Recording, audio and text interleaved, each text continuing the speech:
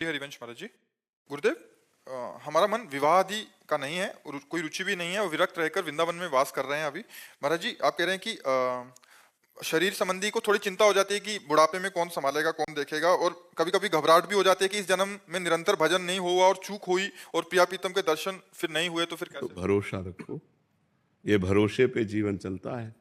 अगर हम भगवान के भरोसे हैं तो हम अपनी तुम्हें बताएं, आज के बहुत वो 16-17 वर्ष पहले की बात, हालत ऐसी खराब कि शरीर उठने लायक नहीं, स्वयं पानी लेके पीना है, स्वयं रोटी मांग के खाना है, दवा के लिए पैसे नहीं, एक आदमी हमारे पास नहीं। तो सैमसी है जहाँ गुरु आश्रम पहले था, बच्चापन से जहाँ जुड़े थे, तो वहाँ के लोगों को जब पता चला तो गाड़ी भर कर लोग आए और उनका हम ऐसी दशा में आपको वृंदावन नहीं रहने देंगे, आप चलिए, हम सब पूरे गांव वाले आपकी सेवा करेंगे, पूरा गांव चंदा लगा के चाहे लाखों रुपए महीने की दवा चले, आप चिंता न करो। नहीं, हम मरने वाले हैं तो प्रभु के लिए, हम जिए तो प्रभु के लिए।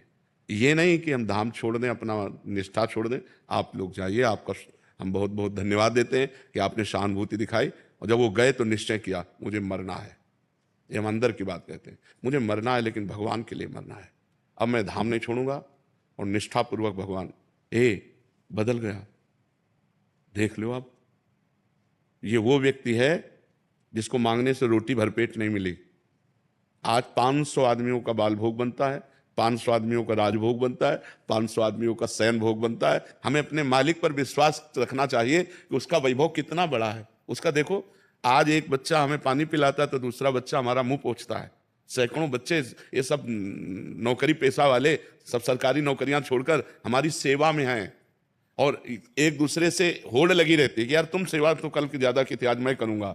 आप विचार, अपना बाप का पैदा किया हुआ बेटा भी सेवा करना नहीं चाहता अपने बाप की, और ये अन्य बाप से पैदा हुए और ये सेवा कर रहे, हमारे लिए जीवन हमको दे दिए। कौन है? भगवान का सारा खेल। तो हमें पहली बात तो ये नहीं सोचना चाहिए कि बुढ़ापे में मेरी सेवा कौन करेगा। जिसके लिए हमने जवानी दी तो वही बुढ़ापे में आएगा। अब बुढ़ापे में हमारे लड़का बच्चा थोड़ी है, हमारा परिवार थोड़ी है। तो हमको ये संशय तो नहीं करना चाहिए कि हमारा बुढ़ापे में कौन सेवा करेगा। जो भगवान है, सच्चिदानंद है, वो जिसकी शरण में वही देखेगा। और परिवार, संसार, अच्छा मान लो हमारा ब्याह हो गया, पति मर गया तो फिर हम ऐसे रह गए। अगर हमारे भाग्य में दुख लिखा है तो हम चाहे जितना प्रयास कर लें हमें दुख ही मिलेगा, और अगर सुख लिखा है तो हमारे भाग्य में तो सुख ही लिखा है। क्यों? क्योंकि भगवान है, हम भगवान की शरण में हैं।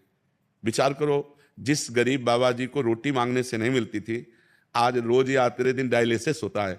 भरोसो दृढ़ इन चरणन केरो, भरोसो दृढ़ इन चरणन। जब प्रभु के चरणों का हम भरोसा कर लेते हैं तो फिर ये प्रश्न नहीं होना चाहिए कि मेरी वृद्धावस्था में कौन सेवा करेगा। नहीं, ये नहीं सोचना चाहिए। हमने जीवन भगवान को दिया है, अगर वो तड़प तड़प करके मरने का अवसर आएगा तो हम तड़प तड़प कर उन्हीं को पुकारेंगे, राधा राधा, और मर जाएंगे हम उनके लिए। तो उनके लिए जब समर्पित हो गए, अरे पूछो मत, पूरा जगत प्यार कर रहा है, पूरा जगत प्यार कर रहा है। जब प्रभु के लिए मरने के लिए तैयार हुए तो उन्होंने अमर कर दिया। सब रूपों में हमारे भगवान आकर हमें प्यार करते हैं, तो हमें विश्वास दृढ़ रखना चाहिए अपने भगवान पर। ये हमने देखा कि जब हमारी आवश्यकता पड़ी तो मेरे भगवान ने ऐसा विशाल स्वरूप कर दिया, पूछो मत। तो भरोसो दृढ़ इन चरणन की, यदि भगवान का भरोसा है तो पक्का समझो उनका ऐसे बदलने में देर नहीं लगती। तो ये भगवान का भरोसा दृढ़ रखना चाहिए, वो आर पार का निर्वाह करने वाले वही हैं।